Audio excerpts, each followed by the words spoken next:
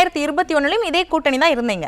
அப்போ கிடைக்காத வெற்றி இப்போ கூட்டணி அமைச்சோன்னே எப்படி கிடைச்சிரும் அப்படின்னு கேக்குறாங்க. நீங்க அந்த 2021ல இதே கூட்டணி தான் இருந்துச்சு. எங்க தலைமையில் அன்னைக்கு வந்து புரட்சி தலைவி அம்மா அவர்களுடைய இறப்பு அன்னைக்கு அப்பதான் எமர்ஜ் ஆகிட்டு இருந்தார் எடப்பாடியார். அன்றைக்கு இருந்த சூழல் வேறு. 505 பொய்யான வாக்குறுதிகளை சொன்னீங்க. அந்த வாக்குறுதிகளுடைய நிலவரத்தை தான் இப்போ நான் கலவரத்தை பற்றி நான் உங்களுக்கு சொல்லிக்கிட்டு இருந்தேன். இன்றைக்கு எடப்பாடியார் 190 தொகுதியில் கோடிக்கணக்கான மக்களை சந்தித்து ஏற்கனவே தேர்தல் பிரச்சாரத்தின் 90% முடித்து விட்டார்.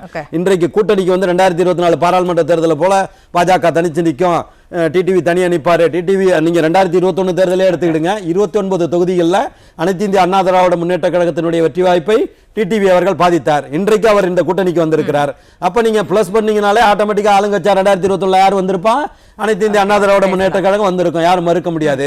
பாராளுமன்ற தேர்தலே வச்சுக்கிட்டீங்கனால நீங்க வந்து 18% வாக்குகளை தேசிய ஜனநாயக கூட்டணி வாங்கியிருக்கு. நாங்க 21.5% வாக்குகளை வாங்கியிருக்கோம். சேர்த்தீங்கன்னா 41. இன்னைக்கு இந்த திராவிட முன்னேற்ற கழக அரசின் மீதான உச்சபட்ச வெறுப்புல தமிழகத்தில் அரசூழியர்கள் உட்பட அத்தனை பேரும் இந்த கஞ்சாவாலும் இந்த சட்டம் ஒழுங்கு பிரச்சனை தமிழ்நாட்டில் தங்கம் வெளி நிலவரம் போல கொலை நிலவரம் தினந்தோறும் வெளியாகி கொண்டிருக்கிறது.